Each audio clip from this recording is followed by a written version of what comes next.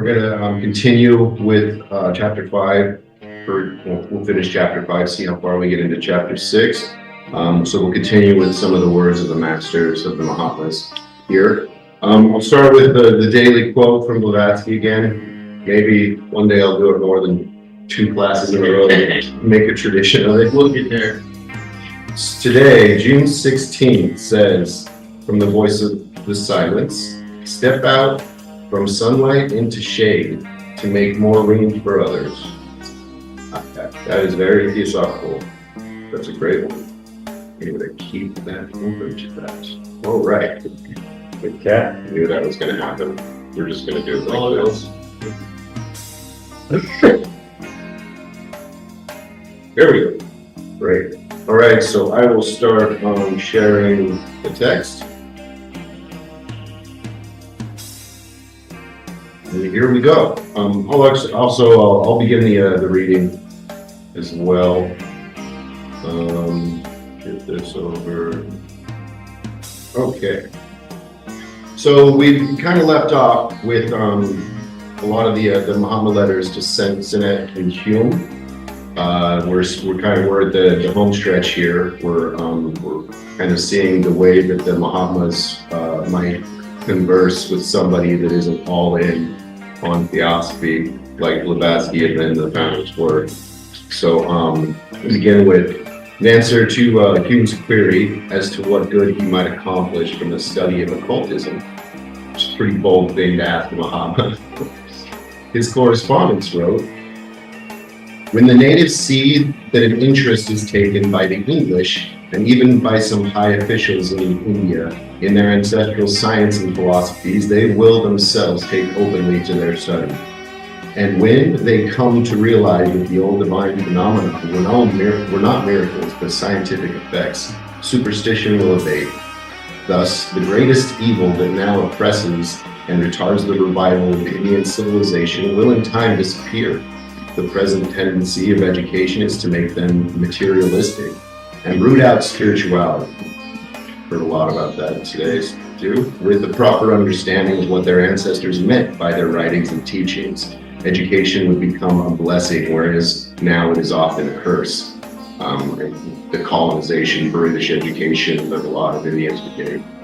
The same causes that are materializing the Hindu mind are equally affecting all Western thought. Education enthrones skepticism but imprisons spirituality. You can do immense good by helping to give the Western nations a secure basis upon which to reconstruct their crumbling faith, and to what they need is the evidence that Asiatic psychology alone supplies. Give this, and you will confer happiness of the minds on thousands. The era of blind faith is gone. That of inquiry is here. Inquiry that only unmasks error, without discovering anything upon which the soul can build, will but make iconoclasts.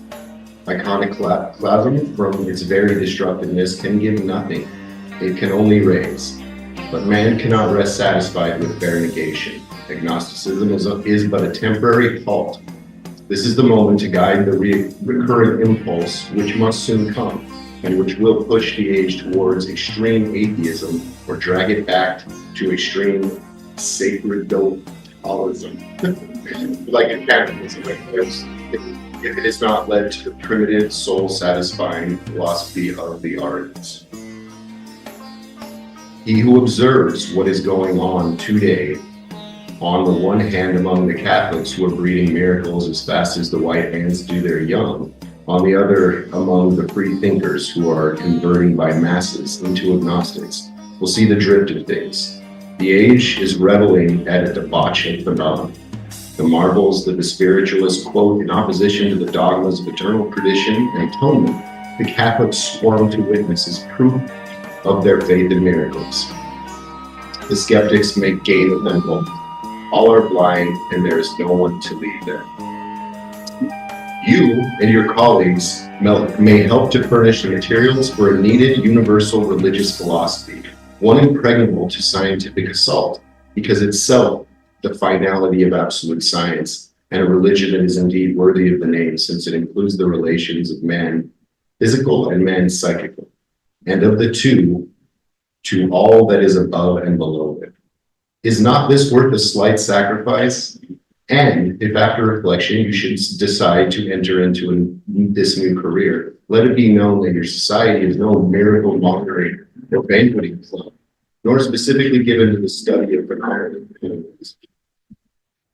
Its chief aim is to extirpate current superstitions and skepticism, and from long sealed ancient fountains to draw the proof that man may shape his own future destiny, and know for certainty that he can live hereafter if he only wills, and that all phenomena are but manifestations of natural law, to try and comprehend which is the duty of every intelligent being.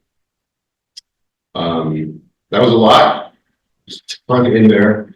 I have some questions, but does anybody have any comments or questions on that letter there before I blabber my question? Well, it's, one thing that comes up sometimes, and it's come up in the past, about like Theosophy versus organized religions is like, how do we help people?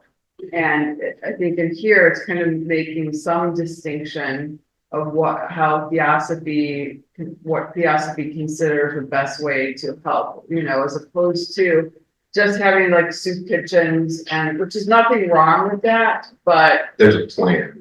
But there's a distinction here, and I think it kind of talks about it in that Theosophy aims to help people by them helping themselves to uncover themselves, reveal who they truly are, rather than just help them materialistically in a way. So. Right. It's like me and James were talking before, but Blavatsky, a lot of the times, especially early on, she said she saw herself as just pointing the way. She's just pointing to all of these things for everyone. That's, and we guard her a lot higher than that, but it's that her humility, it's great. Yeah, thank you. Anyone else? Berto? I'll start with the end. That final part that we read. Last. Right. The last 6 lines. Yeah. Its chief aim is to extirpate current superstitions and skepticism, and from long sealed ancient fountains to draw the proof that man may shape his own future destiny and know for a certainty that he can live hereafter, if he only wills,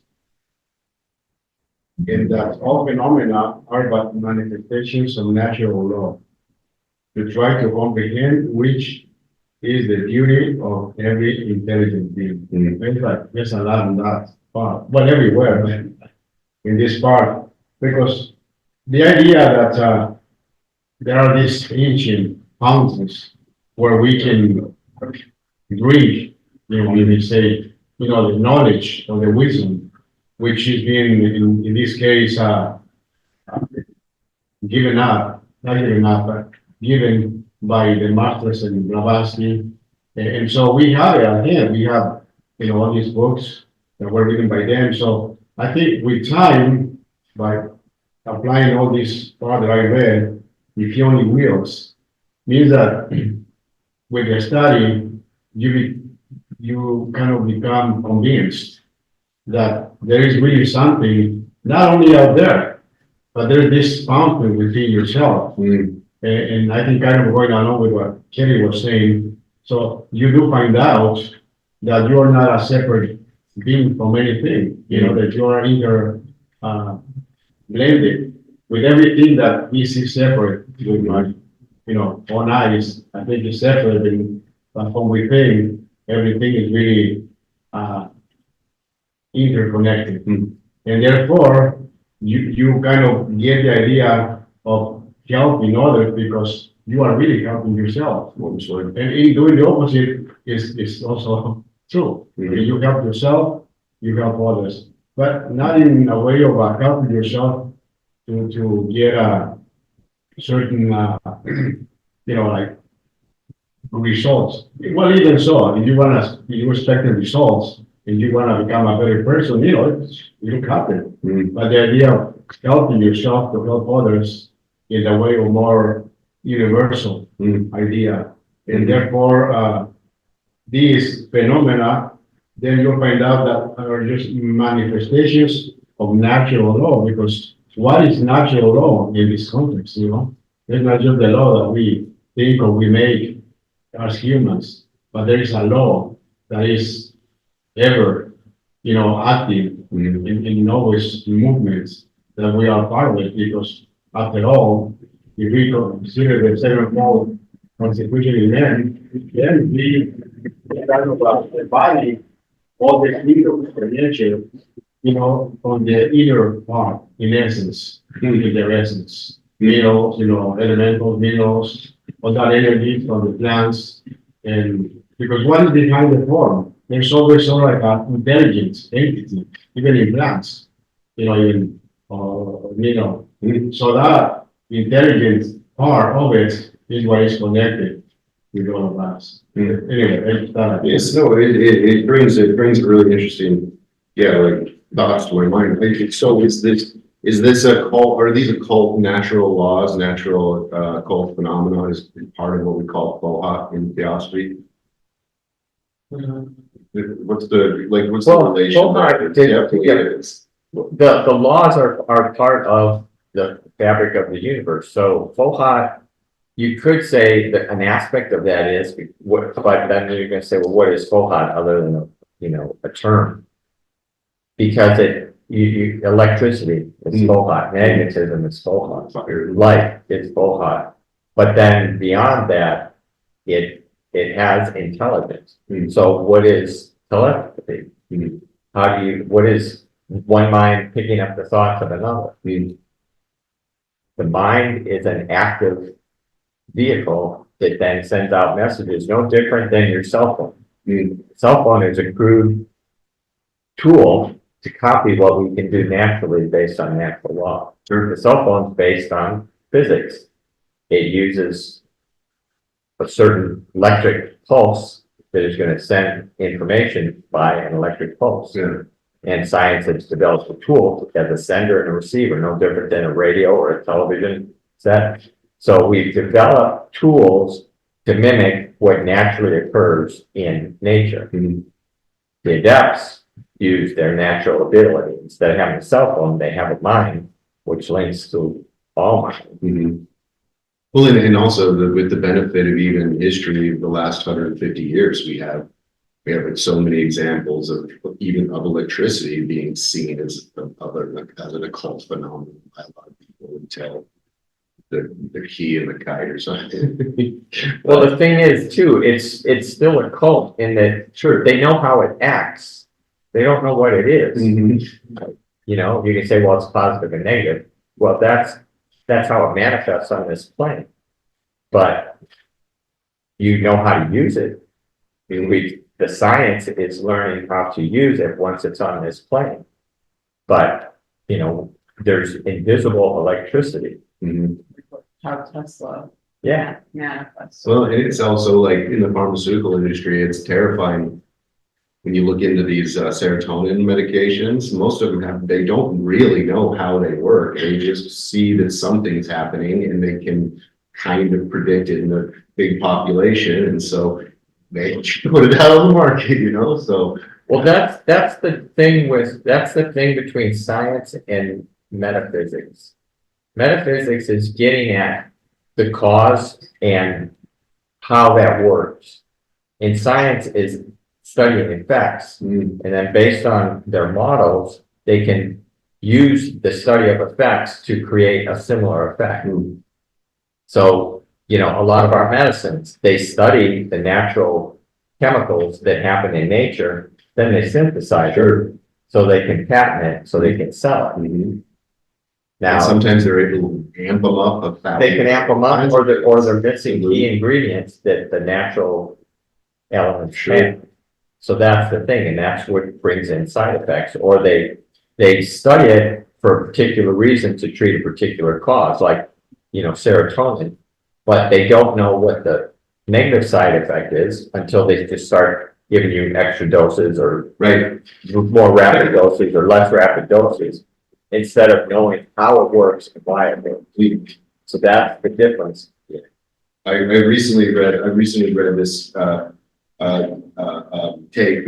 these journal entries of some early Europeans in feudal Japan.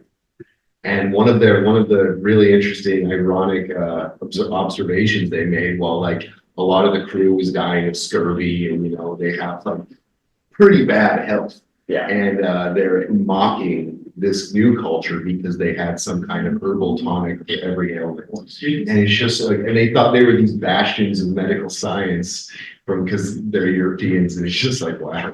It was amazing to read that perspective.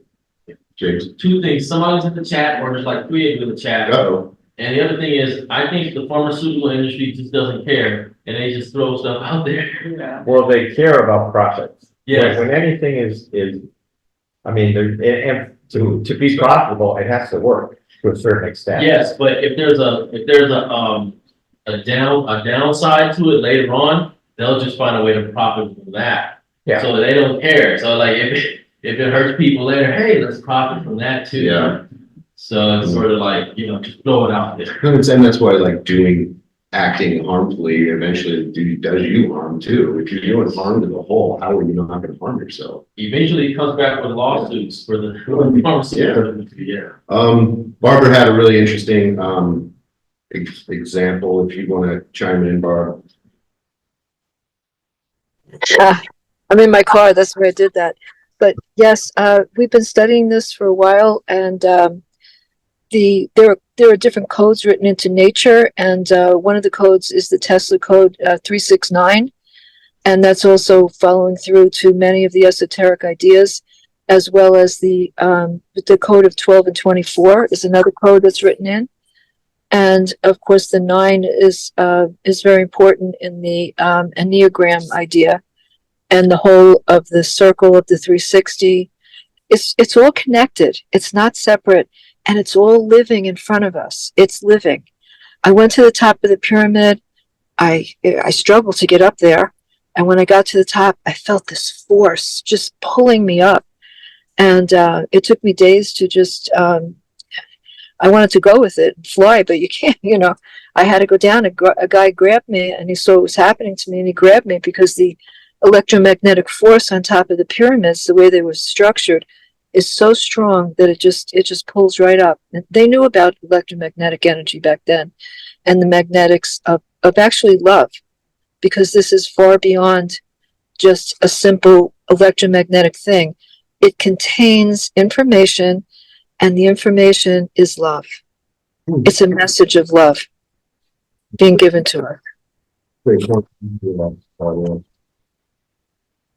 If that makes sense. There is supposed to be a book written in Theosophy that I'd like to get. I have the name. I'm going to ask you about it, but it's all about mathematics and Theosophy. There's a lot of that in the doctrine. It's a little bit blurred. I can't hear you. You put it louder. There's a lot of math and numbers and things in the super doctrines that you have to have a better grasp of. Well, there's another, besides the Secret Doctrine, there's another book, a special book that was mentioned by a guy that does talks on not just Theosophy, but a lot of things. And he mentioned the name. I have it at home, and I was going to ask you about it. So I can email you separately, see if you know that book. It's supposed to be really important for Theosophy. It might be an old one, I don't know. Thanks. Right, anybody else? My main question from reading all of that. So does anybody have any takes other than, just that last few lines that Roberto read are key to me, but like, so what is what do you think the mission that the Mahatmas are giving to humans today here is? What is it kind of breaking down to? What do they want these fellows to do? I think definitely they want mankind to truly understand nature. I think that's the bottom line. If you truly understand nature, you'll get the whole purpose. And it takes a long time to understand nature. You have to study it, intellectually, but you also have to study the experience and embracing nature and trying to tune into nature. Yeah. So I think that's one of the biggest messages And I mean, it kind of more of a basic and and why these guys? Why these two certain Westerners? You mean HPV? No, Sinnott and Oh. Hume. All of Sinnott and Hume. Well, Sinnott, obviously, he has a place of power in the hierarchy of the West, and they listen to him. The Westerners listen to him. They pay attention to him. He has some kind of an impact. He's considered important. He's also, I don't think he's considered to be a pushover. I think he's considered to be somewhat of a skeptic who will ask questions. And try to say, though. yes.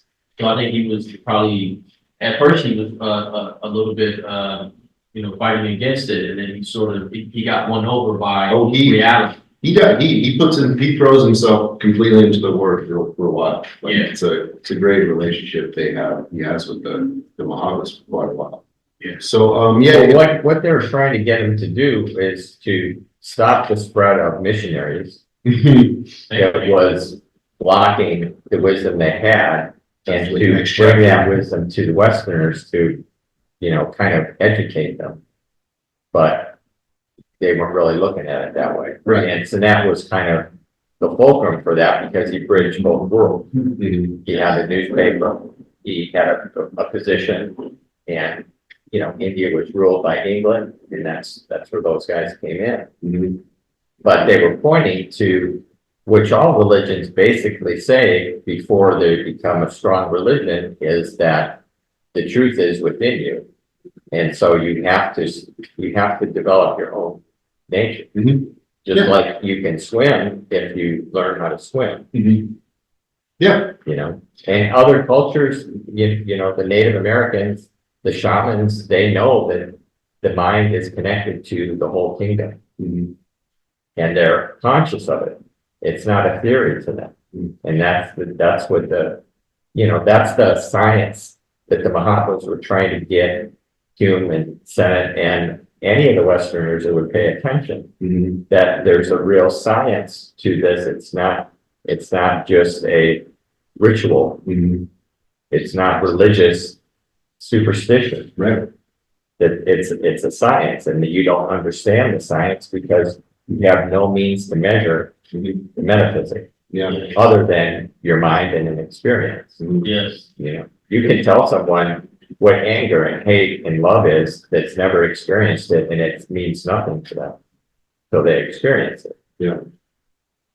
But anything on the surface, and just to, more really practically, they're saying, they're to these guys is because of their position in various regards, a multiplicity of them, but they could spark or spur a reawakening of these Vedic principles among the culture that birthed them. And that was, and as we'll see, we can't say that it was a failure, even though Sinnott and Hume might have not stayed, loyal to the cause. But I did want to say to everybody, if you do, I think it's really important to study the Muhammad letters and just to see these words of the Muhammads. And so I have a PDF. If anybody wants it, I'll just attach it to the email of the Muhammad letters. Sometimes it's harder to get these days, the book. And then if anybody's interested, Sinnott did go further into the letters in esoteric Buddhism. I don't know much about that text. I've never really tried to. I read that a while. Oh, really? Yeah, it's the words of the masters. I assume there's some good stuff, great stuff in Some stuff needed to be corrected, though, I believe. I think the ocean corrected some of the stuff in esoteric Buddhism. Really? Well, it's I kind of read it, and actually I read it before the Secret Doctrine, and I think it's a great book. I mean, it was the first exposition of Theosophy through Sinnott, obviously, through Blavatsky and Sinnott, right? It's usually certain parts that were misunderstood Yeah, and misinterpreted. yes, And that's what happened. But the book itself, if you read it, it is. and read the secret doctrine and everything else. Well, it's telling you everything about the masters, about rounds and chains, Yes. about humanity, the evolution of humanity, about Earth, about a lot of things. Even a chapter for Buddha is there, which is really interesting. Interesting. Yeah, I've seen a couple copies around the lodge. They're old. I think it's a great book. It is. It's cool. It is good. It's valuable. Yeah, it was how they introduced the West to these ideas. And it was easier to assimilate and understand and digest because it was written specifically to Westerners to open just to open their minds to a different way of looking at it. Yeah. And so that was, who the masters worked with. Yeah. That is, and I mean, and also too, I mean, speaking of like Buddhism and Buddhist principles, it's however you think of Alcott, which I mean, love the early years especially, but he really did a lot for Buddhism as a whole, like a lot, and that was through Theosophy. Without his Theosophical foundation and fundamentals like that, that wouldn't happen. There'd be maybe entire populations still to this day that are, under foreign culture, I would say, or foreign religion, state religion, things like that. The only thing that they said of Blavatsky maybe that it's only the title that is unfortunate the way they put it, because it has nothing to do with Buddhism Right. in that respect. Oh, right. It has to do with Buddhism. Awakening. Esoteric Buddhism from Buddhism. Yeah. I think, Body with wisdom. So it's not, from Gautama Buddha. Right. So even, yeah, And that's it's ancient, philosophy really. that's interesting. Yes. And so it's only the title that a lot of people got confused with that. Yeah, yeah. And it was esoteric Buddhism from Buddha. But no, it's But it's not. not. I think they said also, awakening might be a better word to use. Right, exactly. You're right. Esoteric I awakening. remember that. Really? Yeah. Wow. Yeah. Honors raise his hand. Go ahead, Honor. Yes, I think as you say is that Theosophy has made an impact, a great impact to see religion in another way and see science in another way, and it has affected people so much. And so it's like in the Malmö group, a Swedish group, Peter was he was often saying that the goal that Theosophy had to come out with these ideas, that it had failed. I don't think it has failed because you can't see it that way. I think the impact of Theosophy on the society and all these religion and science and people's minds is so great, even if it hasn't got the appreciation. I mean, India was the impact on India, and England had to leave India, and the power the missionaries had in India, that diminished, and so on. So the debate and what Blavatsky had been saying about that religions, the great religions would decrease in power.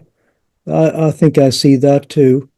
But as we are in Kali Yuga, and all these tendencies are very strong, and we need to get out with these messages that Theosophy has. So it's important, I think so. Yeah, the other thing is that it takes time.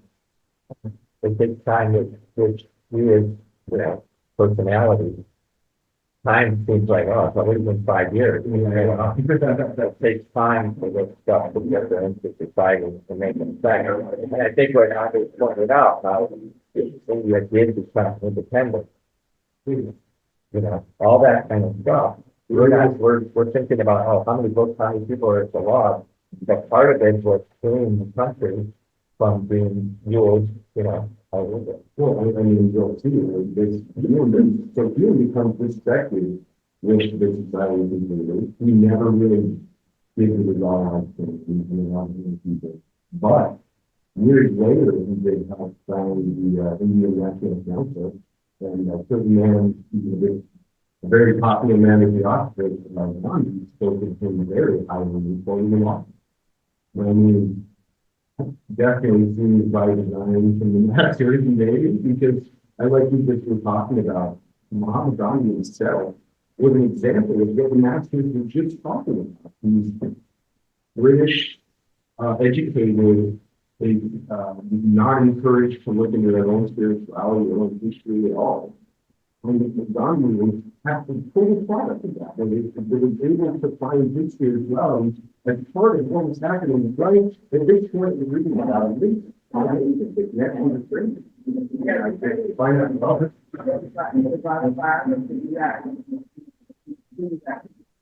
He was, spurred on by, but that's to do that, testing about,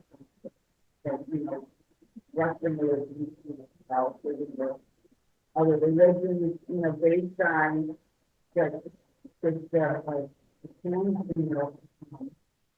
and as opposed to like questioning your responsibility. And then that's the Well, I would say this is the example too of how the Mohammedans are saying to the masters, the same believers that can see how much they can see how much they are working. Because the way this turned out, one of the big motivations behind talking to Salem was to leave behind this very spirit in India. Because he said, they played their part. Even pretty well. For that to happen. And that's what the masters were asking. And so it's pretty amazing the way this wraps up. But it also has really popular books and stuff. I don't know if anybody read that one, but I think that is the most popular book. Oh, yeah. There's something good. Well, I'm sure there's a PDF of the PDF. Yeah, it's not available online too. But I've seen a couple of physics copies. Yeah. So how much better thing is available? Well, we can basically using that as, I have to find them. You also doing a lot. Right. So yeah, the chapter ends with the National Congress and funding and things like that, and it's beautiful. Whoever the person that donated for like the Theosophy here, I argue we have a pretty comparable Gandhi library with about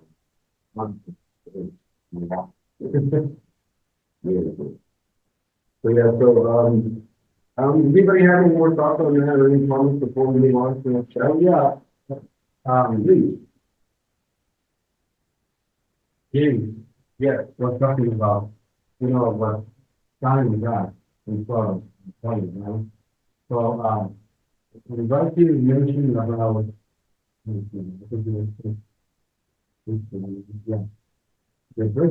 reason the answer is, right? The present tendency of education is to make them materialistic and leave out spirituality. Yeah, it's today. So a lot of these studies is what they'll say usually, but I'll be better than you, but they need to do it and friends and not like anything better, we are better. But either way, going along the journey. So we have this kind of education, but it's only to be about other people or to take advantage of people or to make, profit, very little, not much about, happen just to make money, right? And so the idea is that humanity changing to becoming in this kind of organization to be very materialistic and use those powers, of education and really benefit themselves for what they do. But Another thing that they are good, doing surveys now to exam, you know, they welfare of other people, you know, that's maybe good. But maybe, you know, this thing of the time of the administration, and they really, most of the majority, work and benefiting, the benefit. And that's my thought, not my thought. Although, I guess, you know, say that, because the law of karma and responsibility, like we talk about it, your karma is the law of responsibility, and your connection is the doctrine, so hope. Which means that we're gonna be coming back and taking out where we left, and sooner or later, I guess we're gonna really enter the particular path and find out, you know, what we are thinking not into it. But the idea of karma and the evolution, I mean, the information is just for this cycle that we are going through. You know, it's a hope for changing the future. The idea of the question it's just very interesting the key of Theosophy much more really nice how you know the different. Well, because the first thing that what can we do? How do we say it? So, but you know, it's just one can imagine, you know, how can we change the education, you know, for the benefit of others instead of benefiting the and one of the ones that is really that's modern faith, not the story, it's not there. Yes, something in the chat. Oh, nothing. Yeah, certain unlike certain when too far away from the mind, sometimes it's a little hard. So try to talk louder. Can you guys hear us okay, Andre? Paul?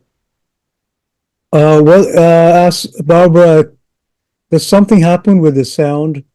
I can hear you, but it's a bit,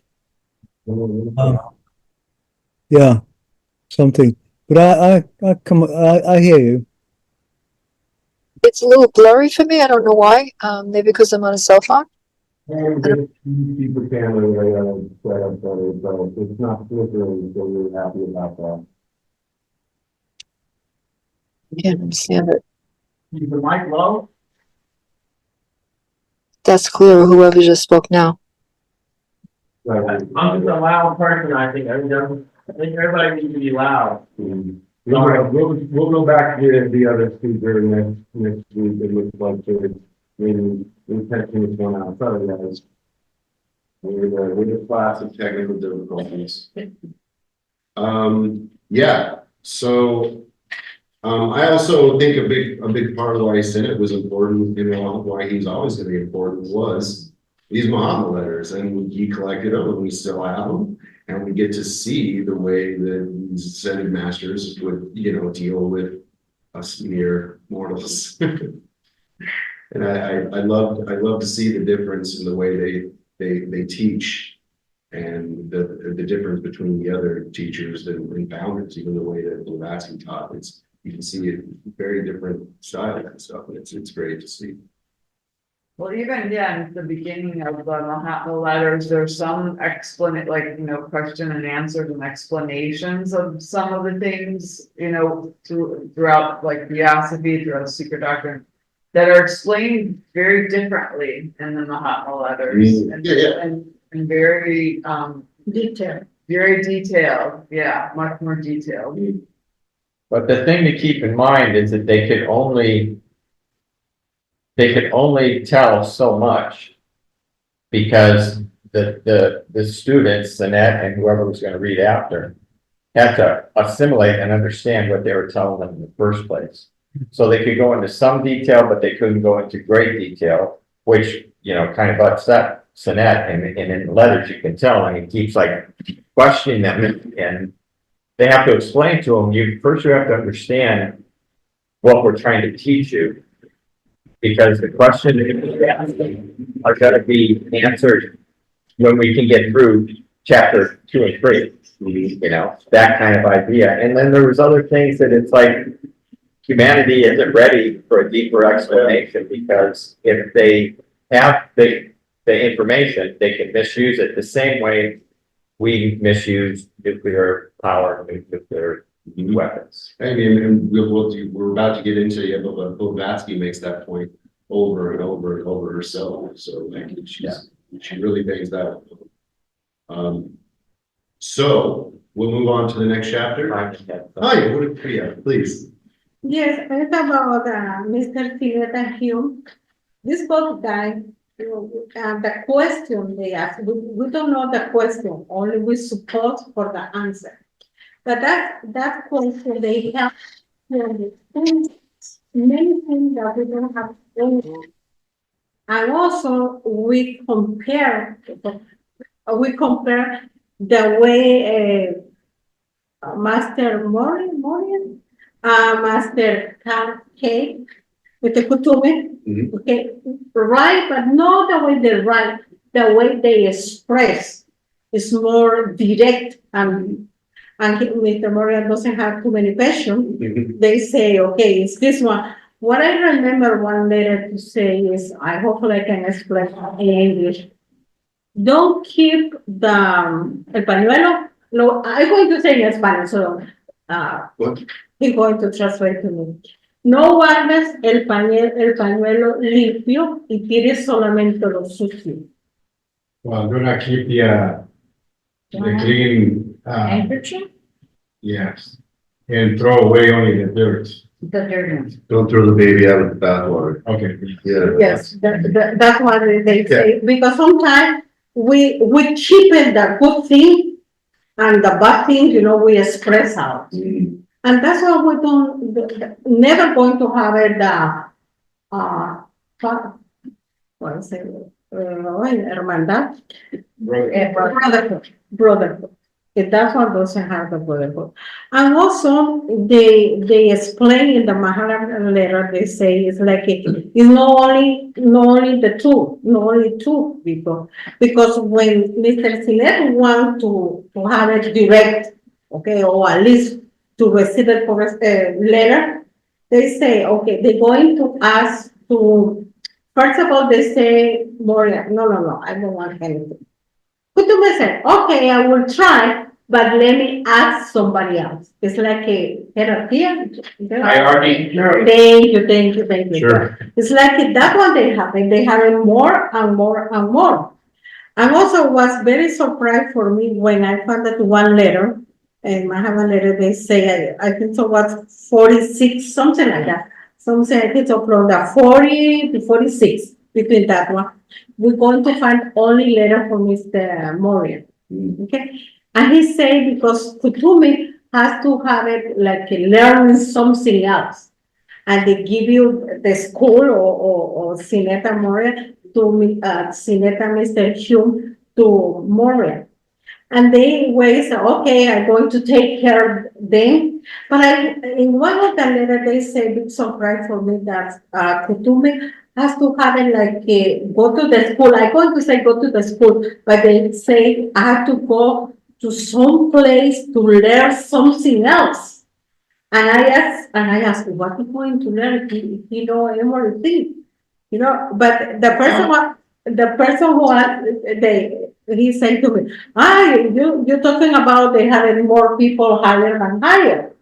Okay, so that's what remind me, even that Mahatma, they had to learn and keep learning. Yeah. So what about myself? If I learn something, I don't know anything. So that is the example they give it to us, what we have it to, what kind of ethic and moral. Role model. Yes. You need a good role model. Yes, for us.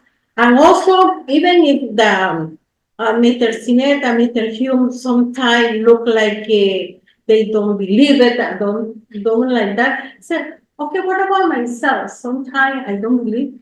It's like an example for us. You say about the karma. Yeah. So if they are masters, so they know everything going to happen. That's it, the Mahatma letter.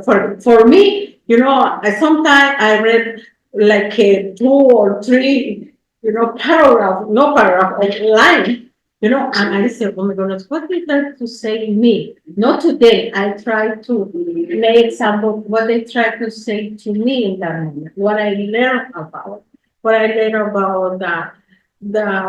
to help to another, not to keep in mind how I come to improve, I improve myself. I'm a better person than before. It doesn't matter how I am right now. I hope. No, that's actually good. That's a really, really, really good point. Like, yeah, there's something we learned from these letters is that they're human. And then we're human as well. And if they have growth that they need, then man, we've got a long way to go. But that's Theosophy, is everything advances in its own course and its own time.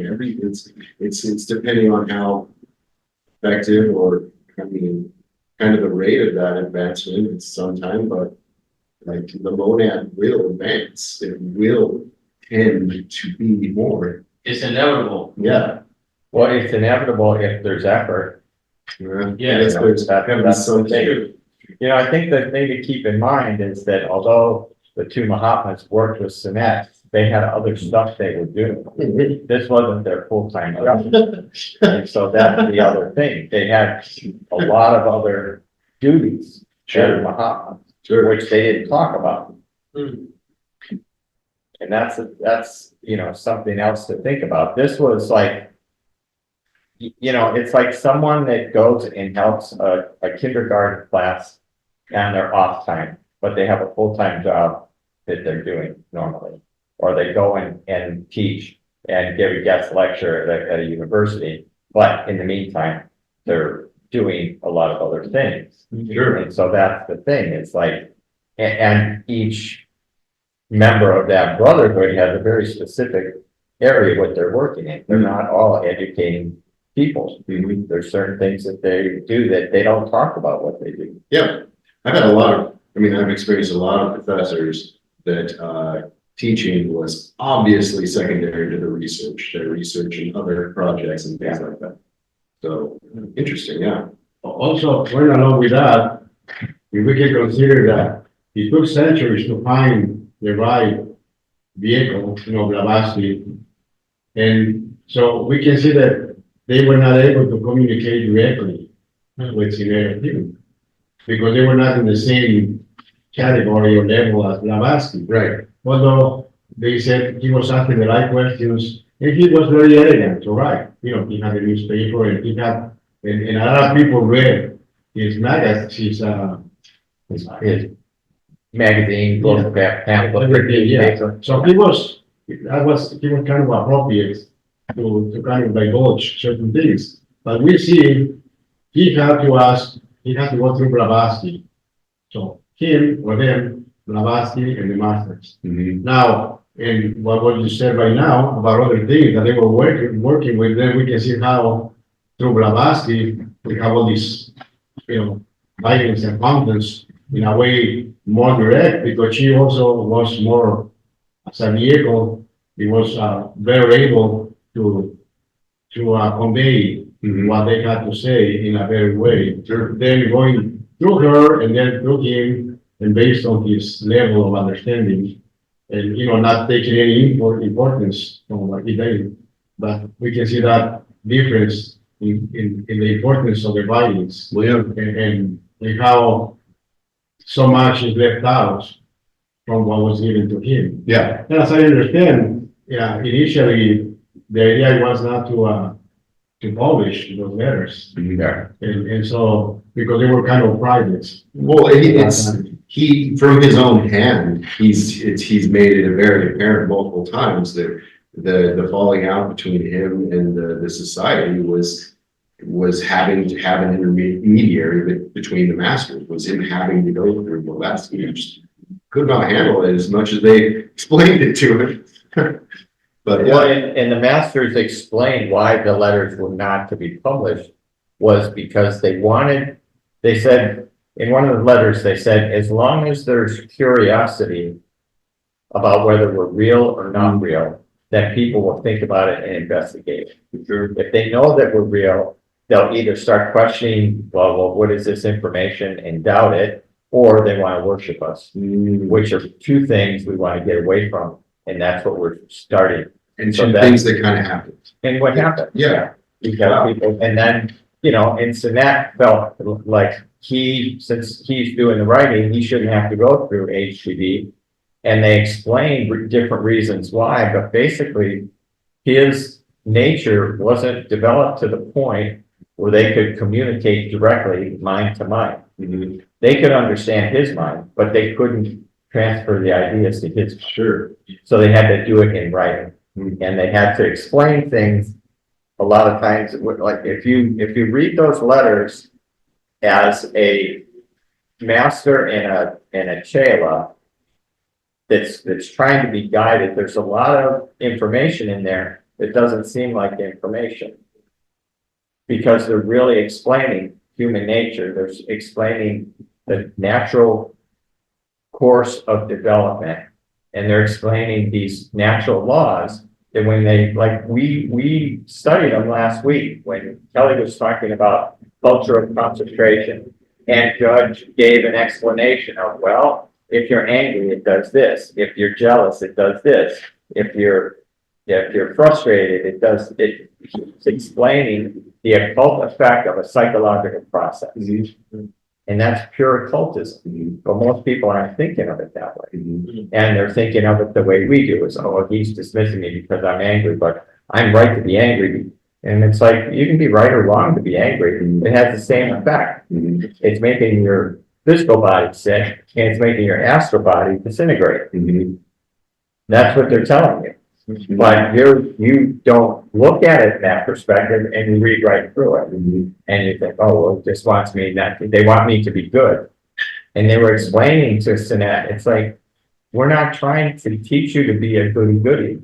We're trying to teach you how to purify your nature so that you can be a vehicle where you don't have to communicate to us to know these ideas. Mhm. They will spontaneously Yeah, rise right there, up in your yeah. mind. And then you can discuss with, you know, other students to see if you're having hallucinations, or is this something that other people experience?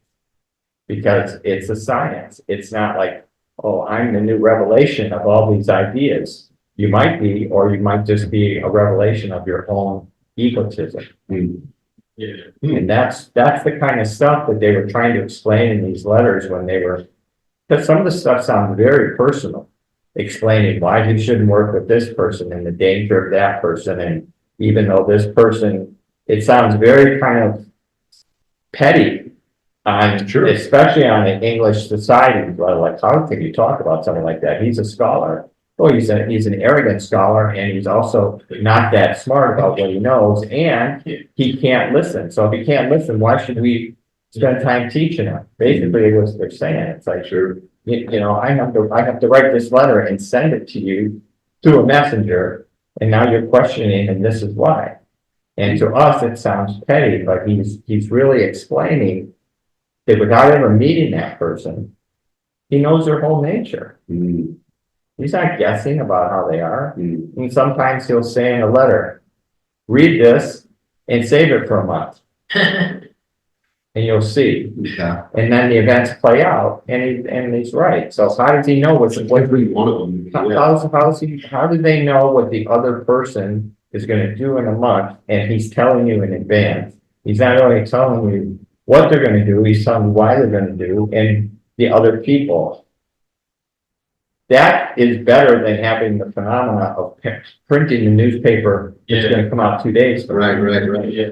And in fact, right? And that's what he asked for. And he says, well, give us the front page of the London Times. And it's like, Yes, you know, imagine how frustrating that would Oh, be man. if you're explaining to someone, the people you're working with, and someone that's, you know, trying to backstab you, and you think they're really good, and you're trying to get them to be a chela of the masters, and they gotta explain it to you, and then you say, well, why don't you print the newspaper for us today that's gonna come out 2 days from now?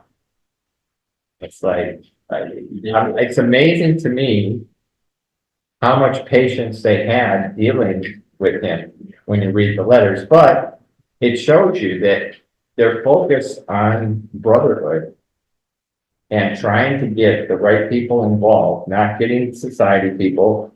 If some of the scientists of the day are gonna be interested in those ideas, then fine. If they're gonna question us after everything, then we don't need them. Yeah. We want people that have an open mind that really want to learn and develop. I don't want a student that's gonna question everything. So wait, they didn't want to be questioned?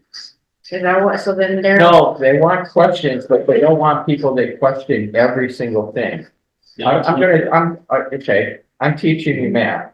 So 1 I plus hate 1 plus 2 plus 3 plus 4. Here's the 4 numbers. Well, why is 2 before 3? What happens to 4? Why is 4 there? Why should Well, we say that? it doesn't matter. I'm just saying, well, yeah, but why do you call 4 2? That's the kind of, and so how are you gonna teach, how am I gonna teach you math when you don't wanna learn what each number is? Yeah. There's steps that must be There's taken. basic steps. And that's what they were, they were trying to do. So they answered all kinds of questions. But the thing was, they would start to explain something, and then he would ask something about something completely different. And he's like, whoa. We're explaining this. So just hold on a minute. Yeah, but, and if someone's always gonna say, yeah, but, and what about this? Yeah. And not listen to what you're teaching them. Didn't know where. And wasting time. It's very hard to. It's very It's hard. spinning your wheels. Yeah. It's just. It got nothing to do with the question and everything. What happened is that you're questioning things from the first grade to a sixth grade.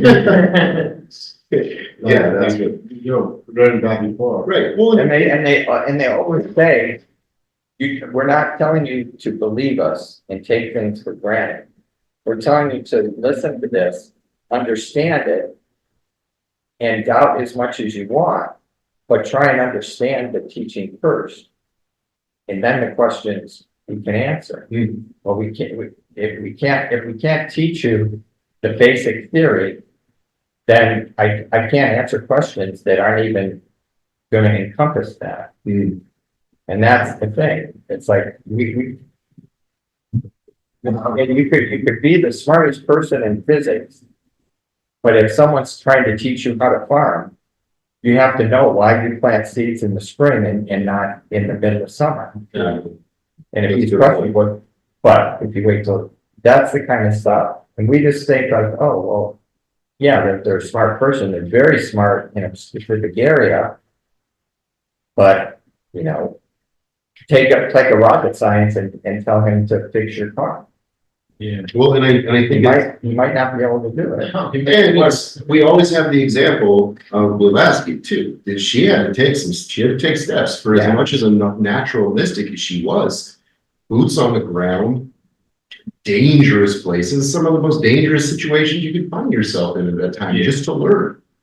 And so she wasn't, I mean, I don't know what she was like in first conversations with the Mahatmas, what those were like, but she did the work. She had to, she wore a good war to get to the stage she was at. And part of that learning was following what their request was. You always have the option not to follow it. But part of it was, follow this, this is what we need you to do, and there's a reason for it. You can say, well, what's the reason? It's very important, but I can't explain it to you now. Well, I'm not gonna go then. Then don't go. Part of it is them, having to, she had to go through certain steps, but it's developing a trusting relationship that they do for nature, otherwise they wouldn't have interacted with them in the first place. Again, great point. Barb, did you want to chime in? How's it sound, Barbara? It's way better. I can hear you now. I made a few comments. I'm driving, so that's why I was writing. It was Louise I could pull over. But yes, I have heard that Madame Blavatsky, because of the energy she had, was thoroughly protected. It's like having a shield around you and someone sends an arrow, the arrow hits the shield and turns the other direction and bounces back. That's what I heard about Madame Blavatsky. And also, she was amazing because she was, I think she was sick or something. She had rheumatoid arthritis or something, and she managed to do all the things she did, which also goes to show that you can actually exceed the bounds of your physical body. You know what I mean? Because it's not the physical body. It's something that's something else. It's of another nature. Let's put it that way. The other thing I was going to say is attention is very much key, because by keeping attention, you keep the door open. And with practice, that's why I guess in the Buddhist faith, they talk a lot about keeping this practice and keeping it open, not just keeping it to now, so that you are open to forces and understand the nature of what you were talking about. I would say the nature of the universe. So, and, Somewhere, could you hear me? there is an option. I'm sorry, can you hear us? Yes. Some people I can hear better than others. I don't know why. Maybe because it's my phone and not my computer, and I usually have my computer. And also I'm driving through Sedona, which is full of mountains. I can see them. Yeah. I'm in the mountains, so it might be my phone. I'm not sure, or if it's my phone, or if it's just the voices. I just wanted to let you know in case you were depending on the recording, you know. More always. Thank you. Okay. Yeah, but All right, thank you very much for letting me talk.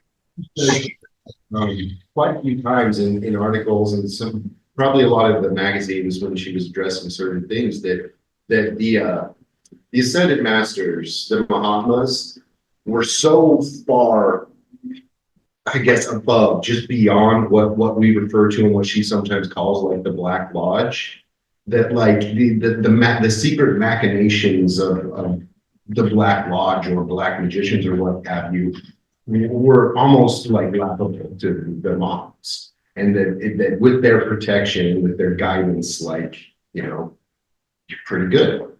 So and that's always interesting when she writes about that to me. Go ahead, Tani. I have some example for the passion of the Mahatma. In one trip, in one boat, I don't know how it was, Mr. Olko, was idea he doesn't want to help Madame Blavatsky. So one of the Mahatma came to the boat to say, no, you have to help. He explained something, okay? But what got my attention is Mr. Olko asked to the Mahatma, okay, I'm going to believe you are here, but please let me something to prove you are here. And they asked for that. Turban. Yes, they asked for that. And he left. He left for that. Wow. Yeah, he left. So right now it's in Atiara, I think so. It's in Atiara, that one. So it's the passion, okay? It's the passion that one. They have it for us. Another thing is Extremely based on the Mahatma letter, HPV wrote about right of psychometry. Psychometry. Yes, Psychometry. that. And also right of precipitation. Precipitation. Yes, that. I translate because it was in English, okay? I translate the first one. Psychometry. Okay. Yeah, that is illegal. I can't even say that. Psychometry. Psychometry.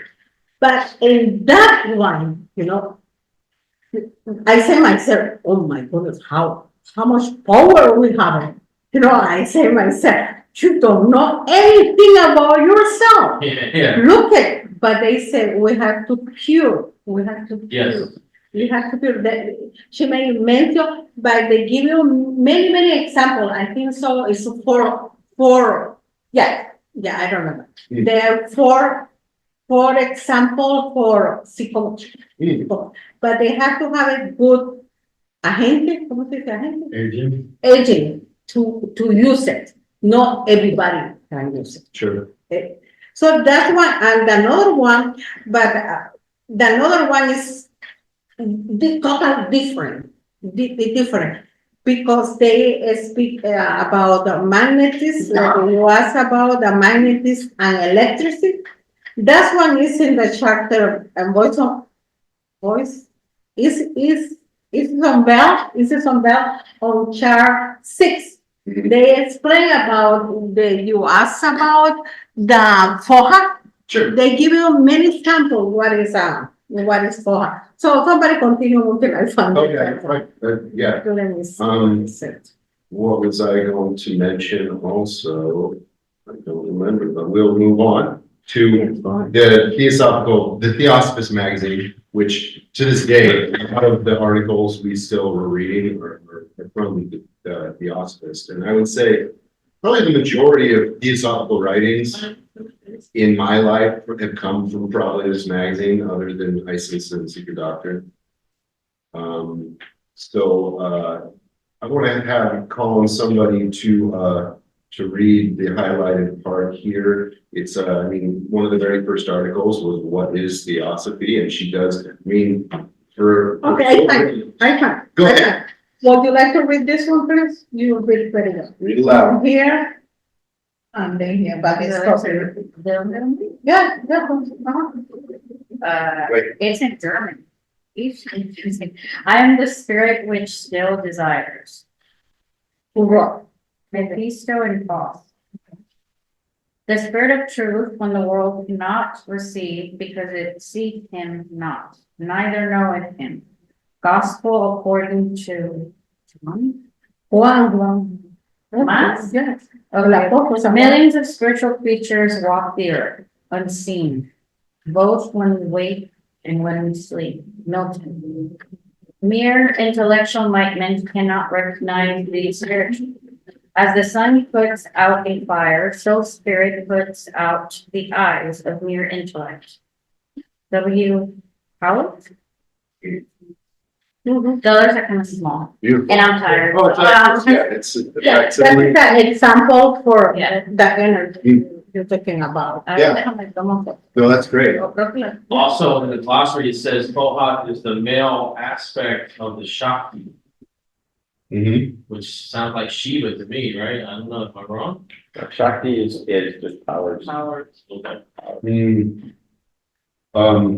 Yeah, she lists those like in the beginning of the secret doctrine. Would someone like to read loud for us, what is Theosophy? The highlighted here. Want me to read it? Yes, please. Okay, hold on. What is Theosophy? Which follows the opening editorial, makes clear that Theosophy is neither a new revelation nor a man-made creed, but fundamentally a spirit of impartial inquiry moving from philosophical first principles which are to be found in every great religion and metaphysical system. Keep going. Yeah, thank you. Theosophy, however, is shown to be much more than a merely speculative inquiry. The profound conceptions of Vedic philosophy and of Buddhism, the teachings of the Egyptian Hierophants, of Pythagoras and Plato, the Neoplatonic system, Gnostic mysticism, the metaphysical ideas of Leibniz and Spinoza, Hegel and Fichte, as well as Kabalistic doctrines and the medieval teachings of alchemical regeneration, and finally, the Transcendentalism of Ralph Waldo Emerson, are all related in this article and considered as either direct or indirect expressions of the archaic wisdom religion. Yep. I love that. I love when she goes through and names all her favorites and stuff. There's always Hegel and Spinoza in there, even this early in the time. But one thing I wanted to say here, I love that she says Ralph Waldo Emerson, someone that's really known for actually like literature. And it's, you know, you get to, that's the thing with Blavatsky too, you get to see a lot of hints and even outright like her admiration for the arts. And put some of them right up there, and I love that. What page were you reading? Middle of 72, yes. And I'll go ahead and read the next quote then. So having outlined these various historical sources of Theosophy, Blavatsky adds, every Theosophist then, holding to a theory of deity, which has not revelation, but an inspiration of his own for its basis, may accept any of the above definitions or belong to any of these religions, and yet remain strictly within the boundaries of Theosophy. For the latter is believed in the deity as the all, the source of all existence, the infinite that cannot be either comprehended or known, the universe alone revealing it, or as some prefer it, him, thus giving a sex to that to anthropomorphize, which is blasphemy. You don't often see her use the term blasphemy like authentically, but she says right there, yeah, like anthropomorphizing the absolute blasphemy. That's the first fundamental. You're right, yeah.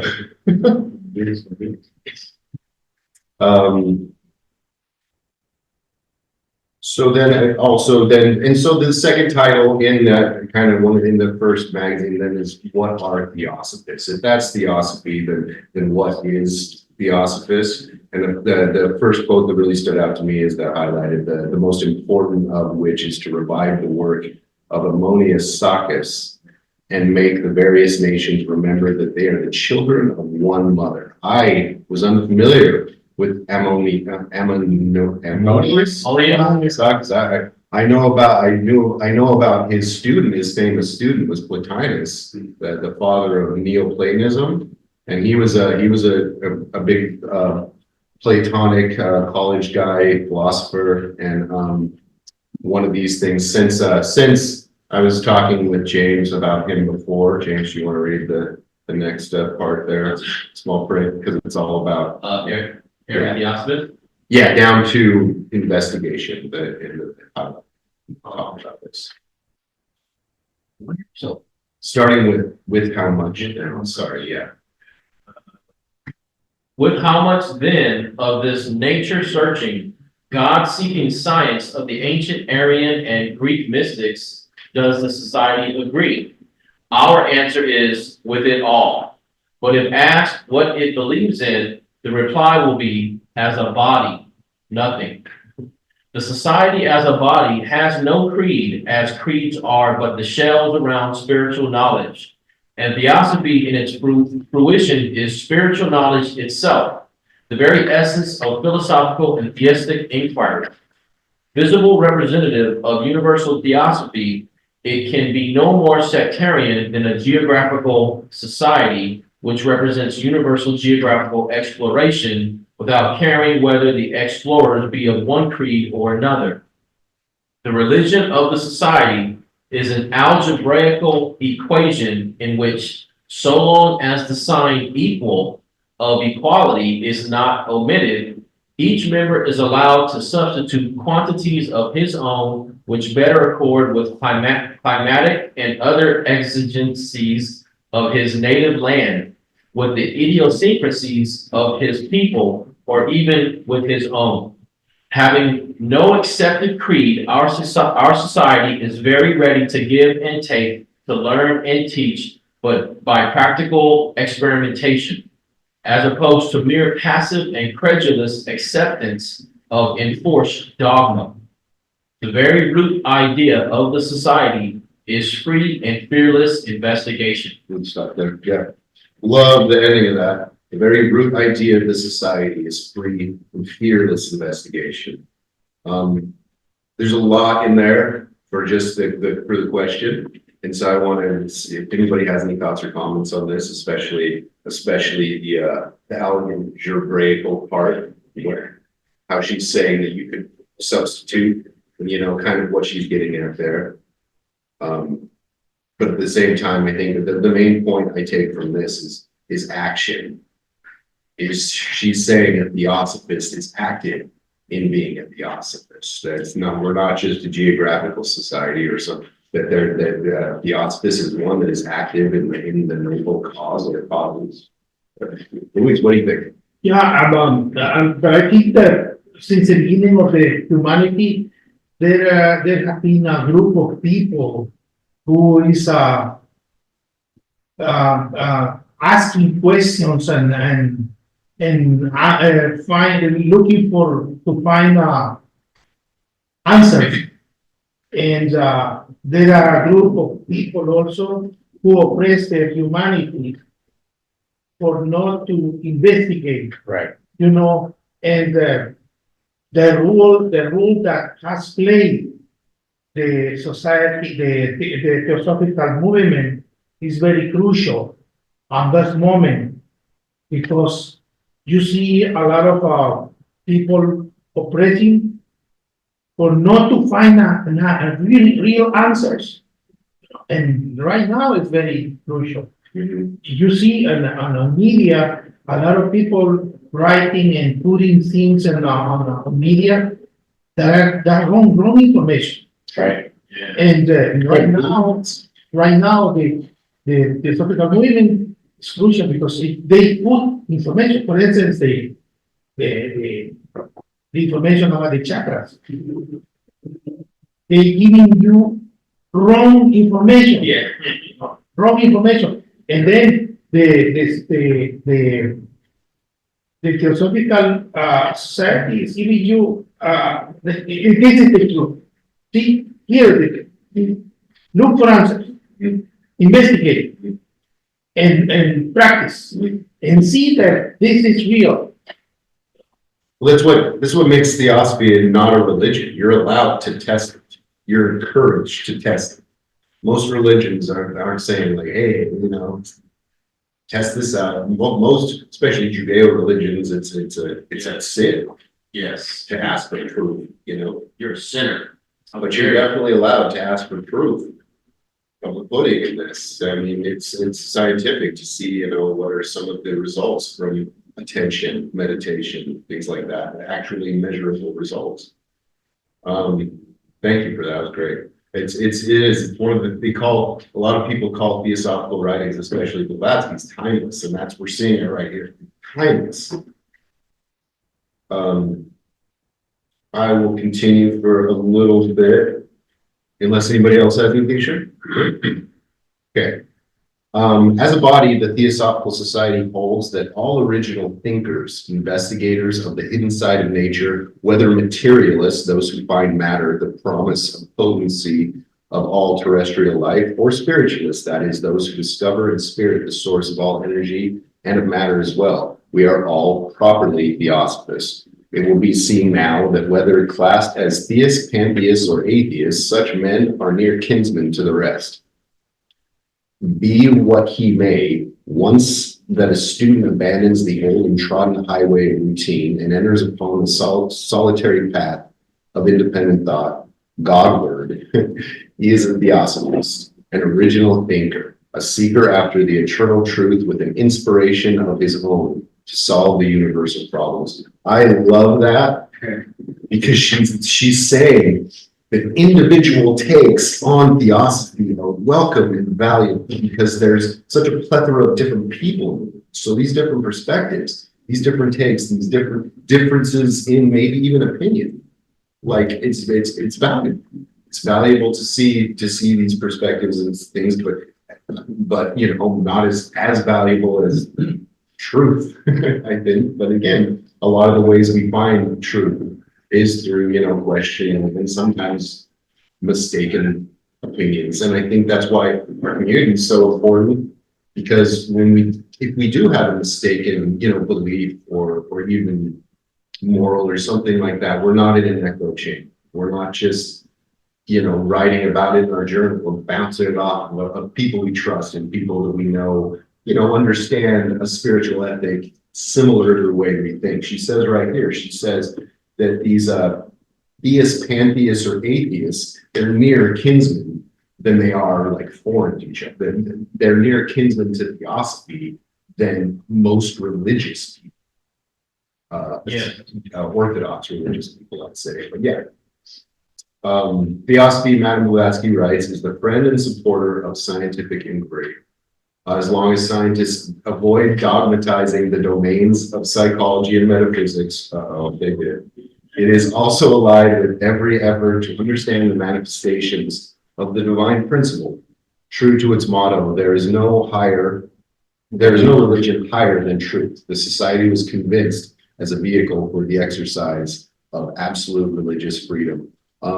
Yeah, but before we move on to the other stuff, I wanted to, she said as long as they stay away from dogmatizing the domains of psychology and metaphysics, or even a lot of other scientific pursuits, that's happened. Yeah, I mean, what is the Oedipus complex is completely like dogma. It's been for a while. I mean, the whole progress in modern psychology is, especially for Jung as well, was him trying to break this burgeoning dogma. And then there's been dogma established under Jung, like it just kind of happens. And I think there's a lot of examples of it. I wrote down way too many, but yeah. It's weird. Again, it's timeless. Go ahead. Yeah, what I keep in my mind is on the page 73, after they say dogma, they say the very root idea of the society is the free and the fruitless investigation. So don't be afraid what they're going to find about me. Because even if everything outside, they talking about myself.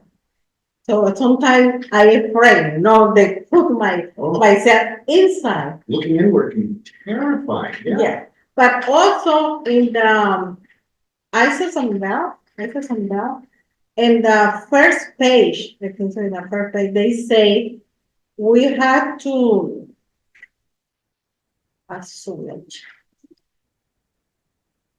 no tener miedo de defender la verdad.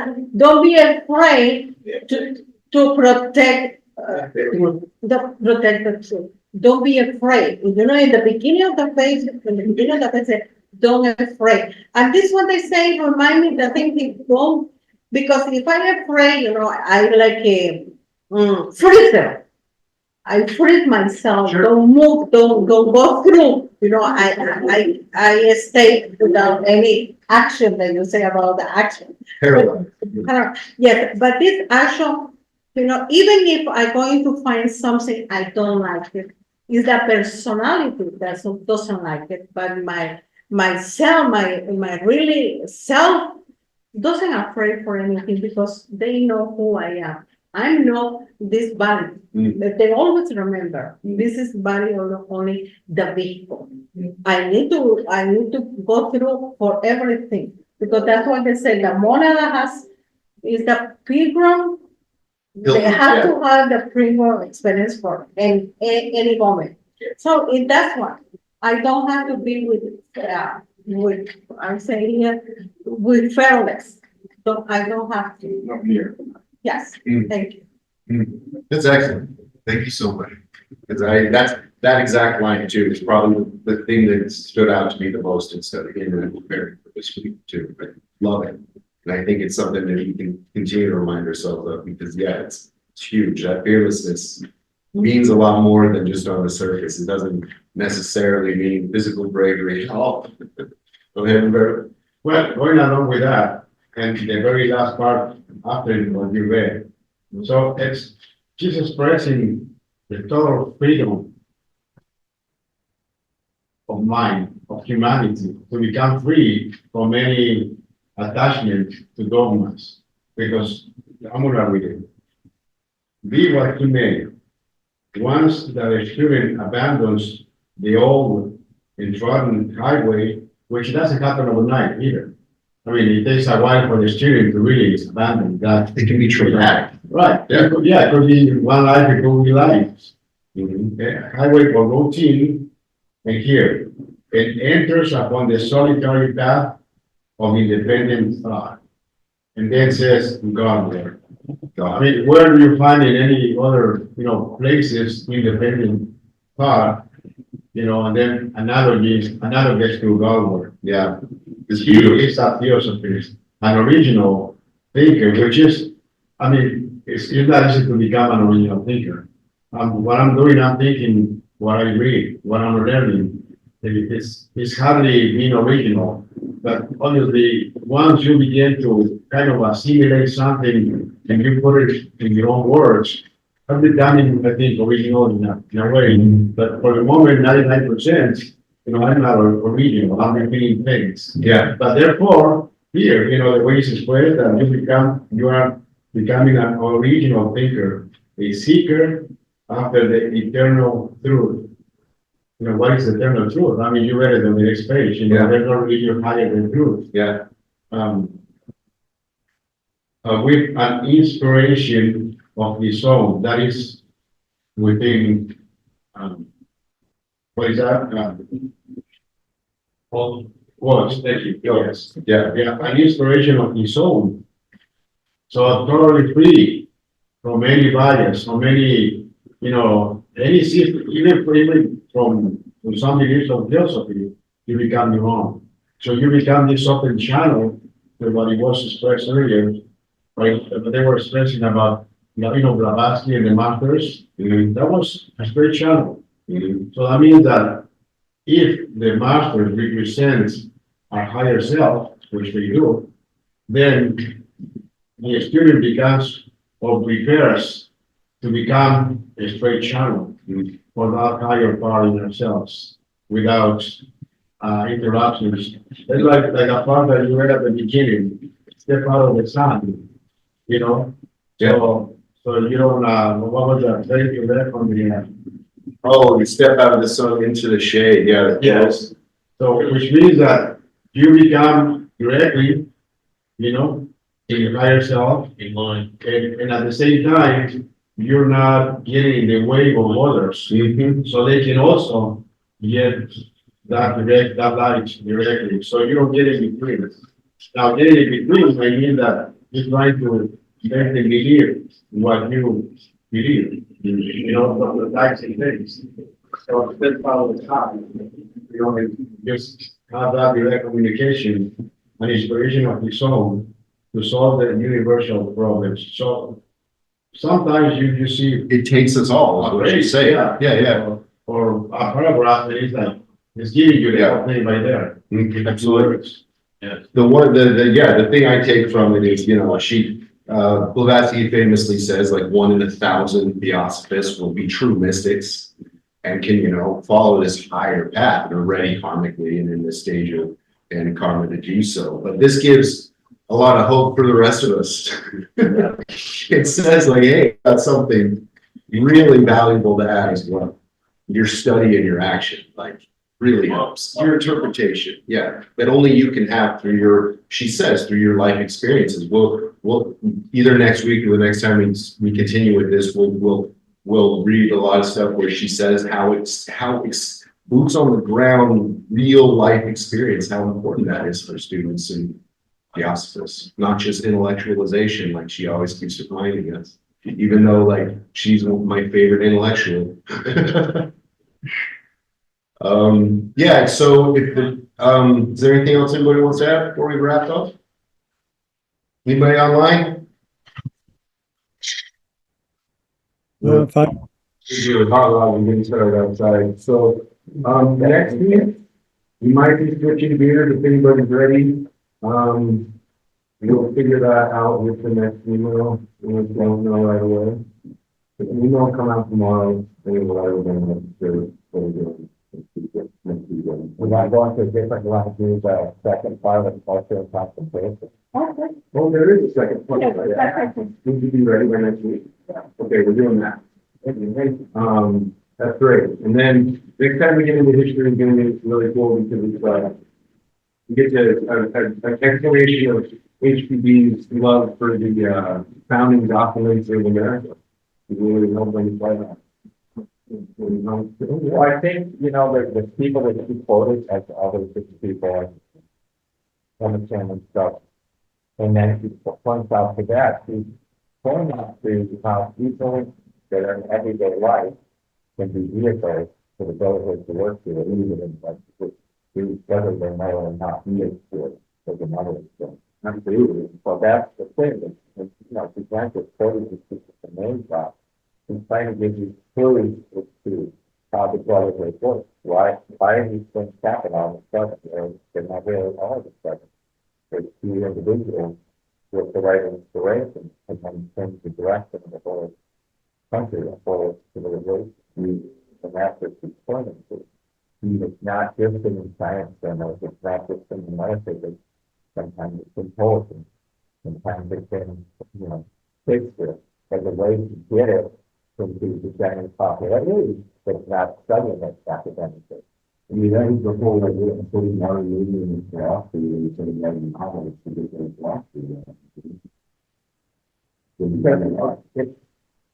It takes away a certain aspect of the mind that's blocking it. People start out using something for entertainment, even also distraction, and the ideas then can eliminate or make them think about things in a different way. Even whether it's a fiction or it's truth, it gives them the mind a different way of looking at it. Well, when you're reading something in the textbook, you're thinking, okay, this is a scholastic year doctrine that we could learn or something. And people look at it dry. If you're a scientist and you're really trying to figure stuff out, it's not dry anymore. It's really because it's giving you information to guide you in what you're trying to solve. And that's the thing. So, you know, when you make a comment about psychology and metaphysics, it's because psychology takes on a whole different meaning when you're looking at it from that perspective. The psychology keeps talking about it. How do we get these ideas into the general population? One way is through poetry, one way is through novels. Now it's through movies, or through music. And that way it enters the mind center, which is all shared by everybody, that whether we know it or not, we're all sharing that experience. You know, in the mind center. And it goes to that fearsome too. It jumps over this, there are a lot of fear that people might have. They're scary that, but they're not finding things out now.